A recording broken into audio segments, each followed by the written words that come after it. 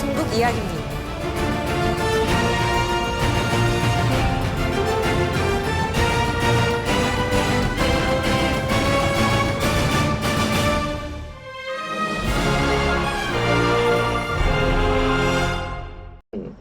말랑말랑하고 재밌는 얘기 좀 해보려고 그래요. 앞으로 좀 시리즈로 해볼 건데, 우리는 상상도 할 수 없는 일본의 클래식한 제조들과 시스템을 하나하나씩 까보려고 합니다. 가장 대표적인 게 이제 일본 병원 얘기를 오늘 좀 해보려고 해요. 자, 일본에는 전 세계에서 OECD 국가들 중에 이제 가장 많은, 제일 많은 건 쿠바겠지만, OECD 국가 중에서 거의 최고 수준의 그 의료인 숫자를 갖고 있습니다. 근데 그 의사들이 너무 많은데 반해서 돈을 버는 의사는 없습니다. 기술이 있는 의사가 별로 없습니다. 왜 그렇게 되냐면 일본의 의사는 전부 다 일본의 대학들, 이게 우리가 흔히 말하는 의대들을 통해 가지고 만들어지는데, 이 의대들이 거대한 병원 체인을 갖고 있는 하나의 기업입니다. 그래서 자기네 병원 안에 근무할 수 있는 자기들의 이제 계열과 파벌들을 중시해서 일종의 의료계 안에서 파벌을 만들어요. 무슨 대학교, 무슨 의대파, 무슨 의대파 이런 식으로 의료계 안에서 이게 파벌로 분파가 되어 있습니다. 그렇기 때문에 내가 다른 데서 의대를 나왔다고 하더라도 이 안에 들어가서는, 그 대학병원에 가서 인턴 생활하면서 그 조직에 들어가지 않으면 이른바 유능한 의사가 될 수 없어요.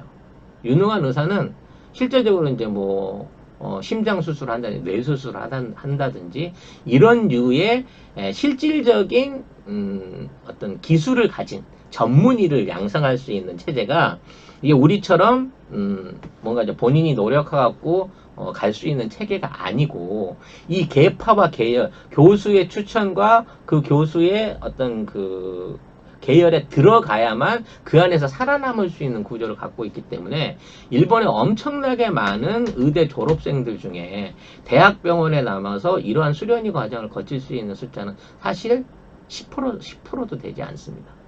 그럼 이렇게 많이 양성된 의사들은 어디로 갈까요?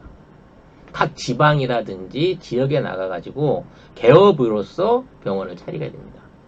그리고 이 개업들은요, 그냥 병원만 열어놓은 상태인 거지 아무런 실질적인 환자 치료를 위한 의료 행위를 해볼 수가 없습니다.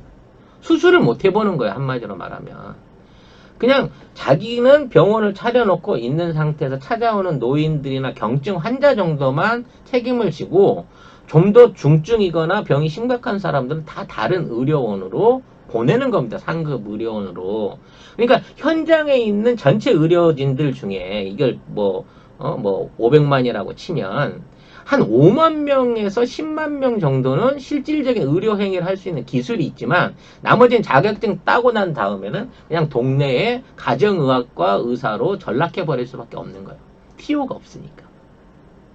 이렇게 되다 보니까 지역마다 병원이 너무 많아지는 거야. 거의 편의점 개수만큼 병원이 있다고 할 만큼 병원이 엄청 많아요.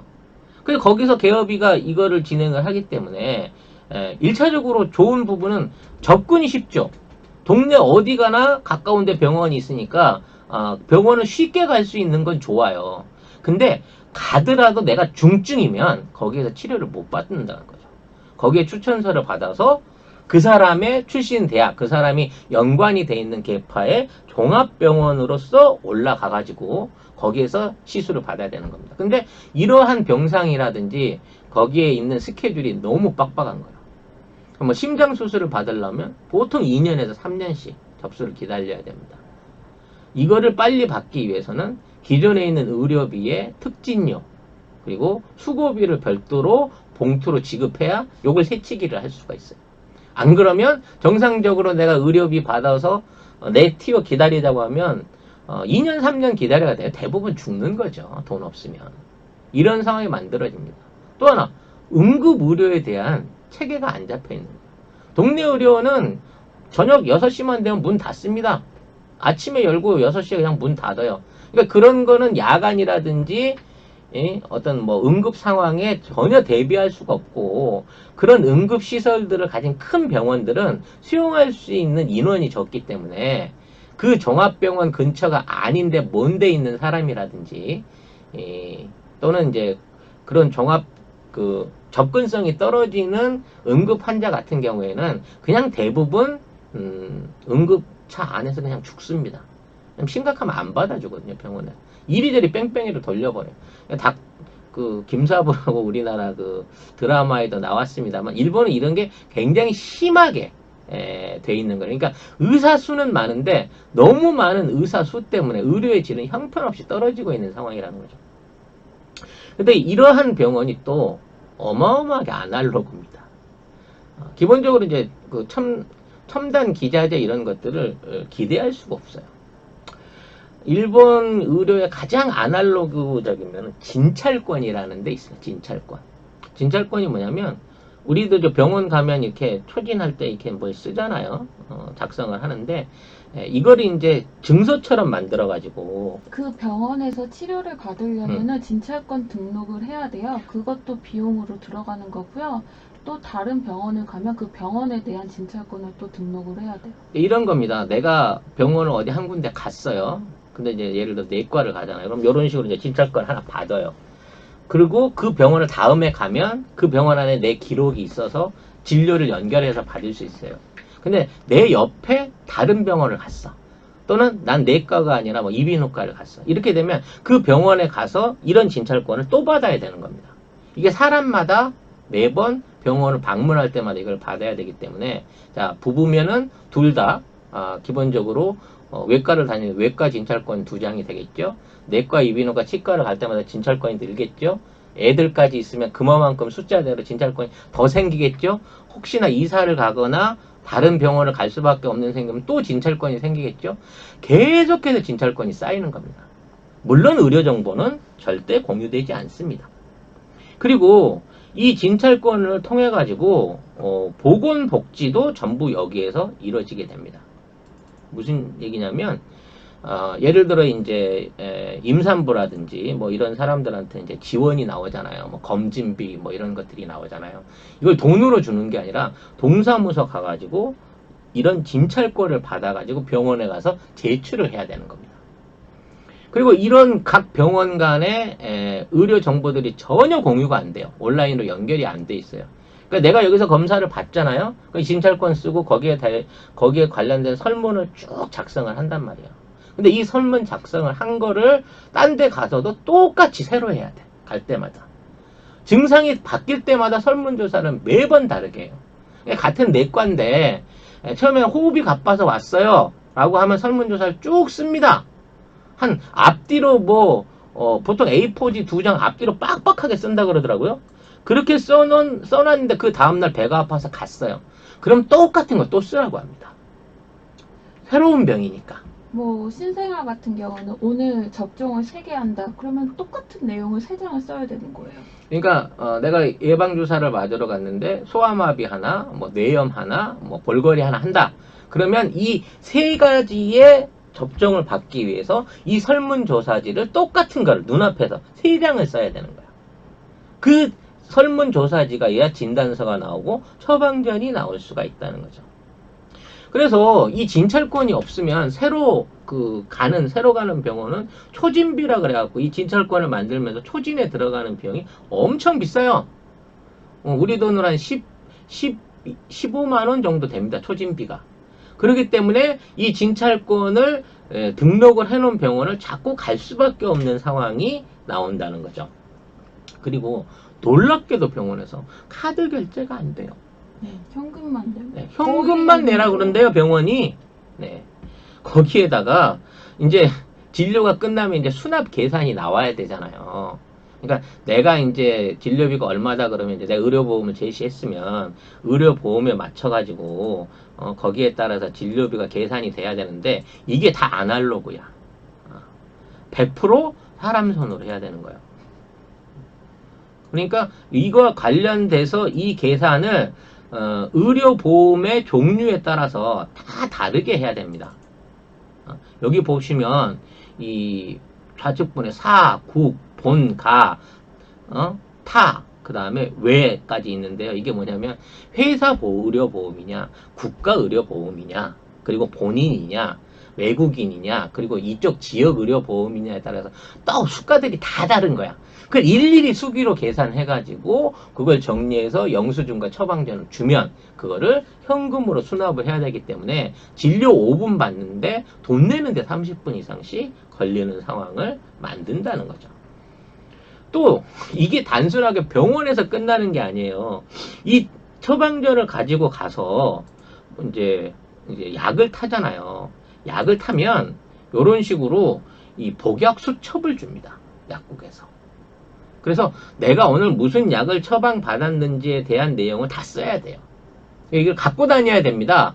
그래서 다른 병원에 똑같은 증세로 가갖고 거기에 대해서 이제 지난 병원에서 뭘 먹었습니다. 무슨 약을 먹었습니까? 물어보면 이걸 보여주게 되면 그 약을 먹는 거고요. 똑같이 처방받을 수 있는 거고. 이 수첩이 없으면 처음부터 조짐부터 검사부터 처방전 받는 그거를 또다시 되풀이를 해야 되는 거죠. 그리고 일본이 한국처럼 의약 분업이 되어 있긴 해서 지금 A 약국을 가서 약수첩을 받았다면 또 B 약국을 갔을 때 약수첩을 또 만들어야 돼요. 그러니까 아까 말씀드린 대로 이제 진찰권을 계속해서 만든다 그랬잖아요. 가는 병원마다 가는 약국마다 이 약수첩을 또 계속 새롭게 만들어야 되는 겁니다. 기왕이면 갔다 온 약국 가야 되는 거죠. 그러니까 한 번 발 빠지면 정말 그쪽으로 계속 가야 되는데 뭐 이사를 가야 된다든지 갑자기 병원을 가야 되는 상황이 생기면 정말 미쳐버리는 거예요. 돈도 돈이지만 그 많은 절차들을 처음부터 끝까지 다 해야 되니까. 네. 그래서 임산부들, 애 한 둘 키우는 임산부들 같은 경우에는 보험증, 의료증, 뭐 예방 접종 설문, 뭐 복약 수첩, 모자 수첩, 뭐 온갖 종류의 서류들을 자기 증상과 병원에 맞춰서 가득 갖고 다녀야 되는 거예요. 기억하시는지 모르겠는데 우리 90년대 그 통장 파우치라고 해야 되나? 이렇게 두껍게 갖고 다녔잖아요. 그런 파우치가 하나 있어야 됩니다. 그래서 이 병원 진찰권이 한 가족들 같은 경우에 한 100여 장씩 있는 집안이 수두룩하대요. 새로 병원 다닐 때마다 새로운 종목의 병원을 다닐 때마다 치과, 이비인후과, 안과, 내과, 성형외과, 정형외과 전부 다 진찰권이 있어야 되고 사람 명의대로 다 있어야 되니까 기본적으로 진찰권이 한 100여 장은 집마다 있다고 해요. 그리고 이게 되게 웃긴 게 전산화가 되어 있지 않아서 아이가 태어났을 때 모자 수첩에 예방접종이 되어 있는 게 기입되지 않았으면 병원에서 기억을 못해요. 그 모자 수첩 보세요 시기예요.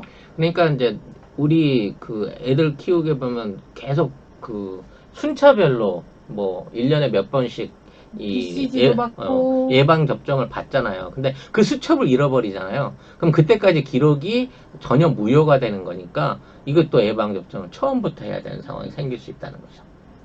근데 나는 왜 일본이 이만한 경제력과 자기들 나름대로 IT 산업을 한다는 것들이 이렇게까지 이 아날로그적인 시스템을 사람 생명이 걸려있는 의료에도 도입을 안 하는가라는 부분이 난 진짜 너무 이상한 거예요. 왜요? 지금도 대학교에서 수강 신청을 수기로 하는데.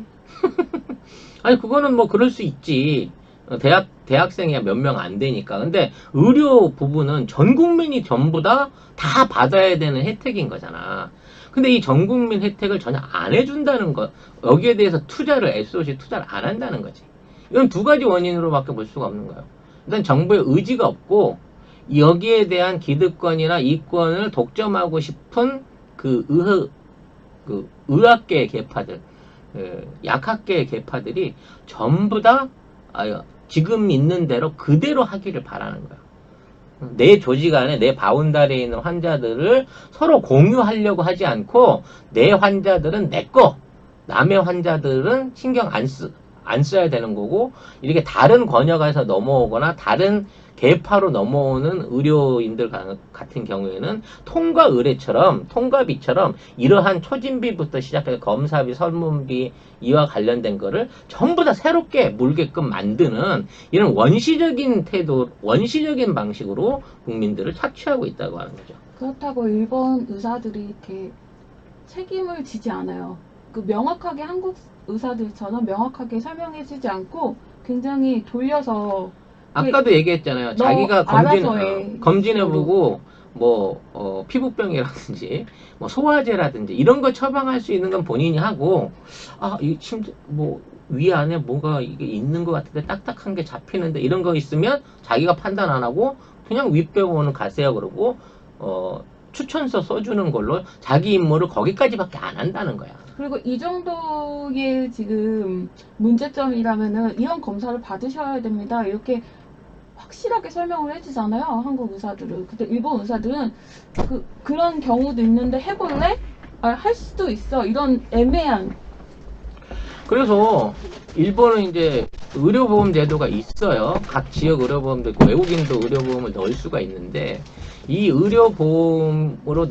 의료보험을 지급하면 보통 한 15%만 본인 부담을 한다고 합니다. 근데 이 15%라고 하는 비용도 일단 장난이 아닌 거예요. 의료비 자체가 워낙 비싸니까. 그래서 예를 들어 뭐 출산을 한다 그러면 500만 원이에요. 그러니까 550만 엔이에요. 출산 비용이. 아니죠. 50만 엔이니까 600만 원 정도 되는 거지. 요즘 환율로 따지면. 550만 엔이 아니라 550만 원이죠. 그렇죠. 50만 엔. 근데 그리고 예를 들어 이제 이걸 자연분만 아니고 제왕절개 하면 7, 80만 엔 이게 비용이 확 올라가요. 그러니까 이거를 15%만 내라 그래도 기본적으로 한 1,500만 원 했던 것 같은데. 네. 제왕절개가. 그러니까 이제 수술비만 그 정도니까 입원비에 이거 대외 비용을 다 합치면 그 정도로 비싼 의료비를 지급을 해야 되기 때문에 15%만 내라가 되게 장난이 아니라는 거죠. 지나간 시간을 그리워하지 마세요. 다가오는 시간을 맞이하세요. 피부를 채우고 화려한 꽃을 피우다. 화려화. 의료보험비는 어떤 이제 본인의 소득 사항에 따라 좀 차이가 있는데 평상적으로 한 15,000원 정도 낸다고 합니다. 한 50만 원 내외, 그러니까 30만 원에서 50만 원 정도 소득이 있으면 15,000원 정도를 의료비로 내는데요. 이게 각자 다 내야 돼요. 그러니까 내가 5식구잖아. 우리나라는 아빠가 그 의료보험비를 내면 나머지 식구들은 거기 딸려 들어가갖고 돈을 안 내잖아요. 근데 5식구들을 15,000원씩 다 내야 되는 거예요. 엄청 부담스러운 거죠. 따져놓고 보면. 아니 근데 진짜 건강보험료를 다달이 인당 20만 원씩을 어떻게 내? 그러니까 그 정도 내고 아파야 15% 정도만 내고 갈 수가 있는 거기 때문에 사실 의료보험 없는 사람들은 일본 안에서 정상적인 저기를 받기 힘들어요. 의료 혜택을 받기 힘들어요. 그러니까 실질적으로 일본의 뭐 조세 부담률이 30% 정도 된다고 하는데 그보다 의료비나 이런 것까지 말하자면 국가 보조가 약한 부분을 생각하면 우리나라는 최고 중증 의료로 가봐야 200만 원까지만 내면 국가에서 나머지 해주잖아요. 이제. 근데 일본 같은 경우에는 아까도 얘기했지만 중증 의료로 들어가면 천문학적으로 금액이 올라가는 데다가 15%는 자기 부담 어차피 해야 되는 거고 그 와중에 치료비 외에 외적으로 들어가는 비용, 급행료라든지 수술에 대한 어떤 감사금 뭐 이런 거, 봉투들 뭐 이런 거를 감안하게 되면 사실상 선진국이긴 하지만 의료 복지 혜택은 너무 형편없는 상황으로 간다는 거죠. 그리고 일본 뭐 검사 기계 이런 거 보셨어요? 거의 유물 수준으로.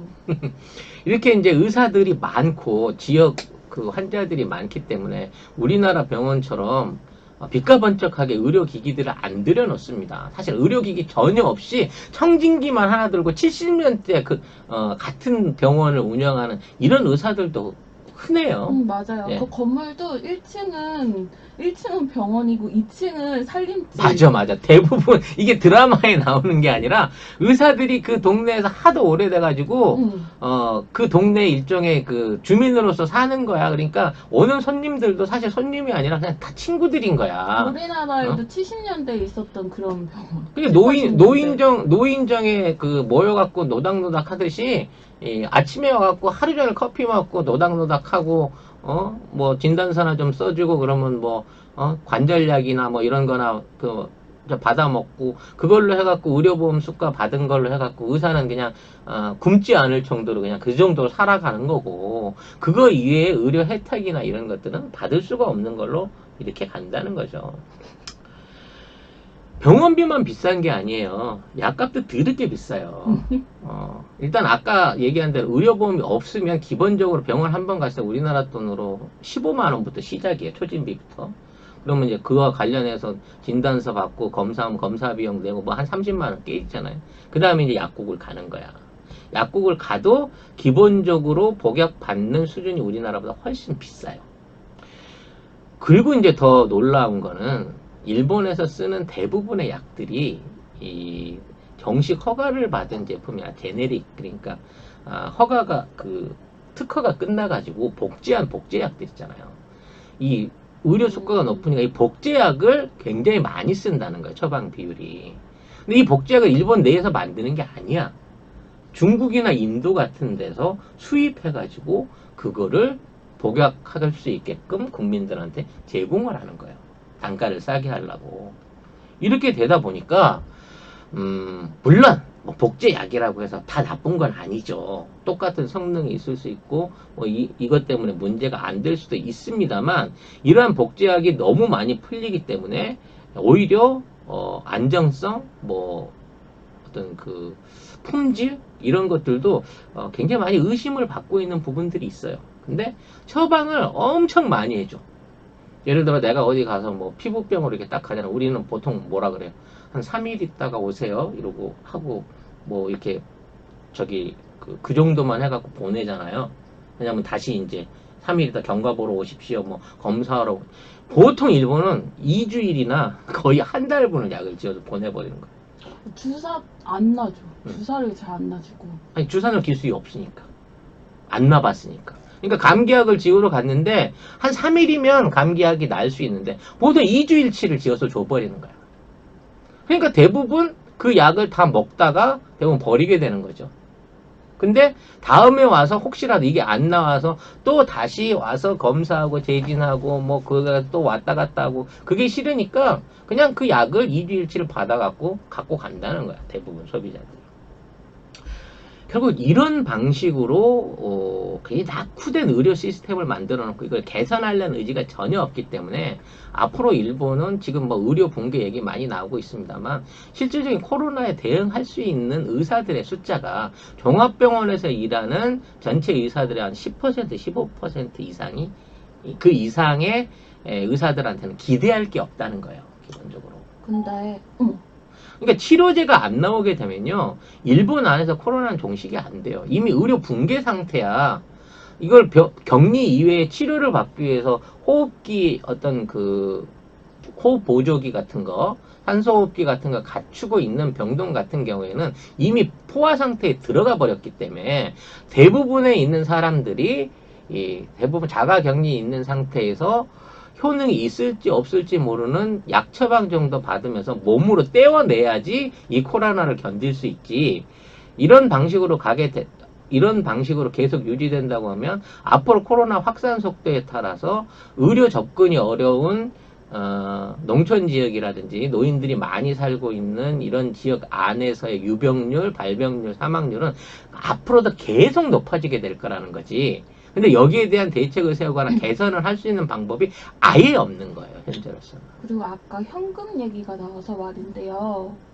이제 한국 같은 경우는 뭐 보건소, 주민센터, 보건소 이런 국가에서 운영하는 기관은 특히 더 카드가 가능하잖아요. 근데 반대로 일본은 국가에서 하는 거는 더더욱 이제 카드가 되지 않습니다. 우체부 이런 데 다 현금이에요. 우체국에 전보나 택배를 붙이러 가는데 카드를 안 받는 나라가 일본입니다. 민영화돼서 그래요. 결과적으로. 얘네들은 지들 스스로도 매출을 줄여요. 그러니까 일본의 그 세무서는 참 그 어려운 거야. 얘네들의 그 기본 소득이라든지 이런 것들을 추적할 방법이 없어요. 그러니까 일단 뭐가 하나 걸려가지고 과표가 높게 잡히잖아. 이걸 절대 안 깎아주는 겁니다. 네 소득이 우리 조사를 해봤는데 세금 조사를 해봤는데 500은 버는 것 같아 한 달에. 그러니까 너 앞으로 세금 60만 원씩 내야 돼. 딱 이렇게 되면 내가 그 사업을 하는 동안에 이번 달에는 내가 휴가 내서 일을 전혀 안 했단 말입니다. 매출이 없어요. 그래도 60만 원 돼야 되는 거예요. 그래서 안 통해. 어. 거기에 대한 내용이. 왜냐면 피차에 서로 증빙할 자료가 없거든. 아니 근데 그 탈세하는 마음이 이해가 되는 게 내가 지금 매출이 이번 달에는 줄었는데도 주민세는 똑같이 20만 원 내야 돼. 그러니까 이제 내가 통장에 돈이 없어요. 나는 주민세 6천 원 냈는데.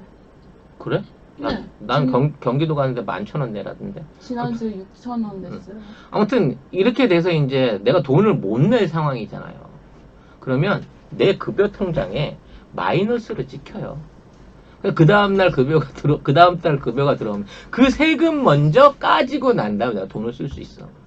이렇게 서민들한테는 돈을 악착같이 뽑아가기 때문에 금융정보를 공유를 해갖고 뭐 디지털 화폐를 한다는 등 국가가 앞으로 마이카드 같은 마이넘버 카드 같은 걸 만들어 가지고 우리가 연금이나 이런 거 지급하는데 쓰기 위한 거니 거기에 계좌 통합을 하라면 국민들이 안 하는 거야. 그 마이넘버 카드도 응? 제가 나중에 할 말이 많습니다. 굉장히 후져요. 네. 그래서 이제 오늘은 의료 체계에 대한 이 후진성을 오늘 설명을 드렸고요. 앞으로 시리즈로 계속 요걸 해드리려고 그래요. 다음번 시리즈, 다음 주에 할 시리즈는 실생활 속 네. 후진성. 지하철과 철도입니다. 일본이 고속철이 발전해 있고 전철로 해갖고 만족도가 1위네 어쩌네 이용 인구가 몇 억이네 그러잖아요. 근데 지금도 검표를 해요. 그것도 그렇습니다. 펀치를 네. 가지고 검표를 합니다. 어, 여러분 펀치에서 검표 받아본 적이 몇 년 전이에요? 나는 기억도 안 나. 그 초등학교 때. 난 요새 표를 사본 적이 없어요. 그냥 휴대폰으로 예약하고 그냥 타고 가거든. 그럼요. 근데 한 번도 나는 경표원이라는 사람을 만나본 적이 없는데 일본은 아직도 차장이 이 펀치로 갖고 검표를 합니다. 펀치 훌이라는 게 존재합니다. 도대체 왜 일본의 첨단 고속철과 지하철이 이런 상황으로 운영되고 있을까? 이 깝깝한 상황에 대해서 다음 주 시리즈로 설명을 드리도록 하겠습니다. 네.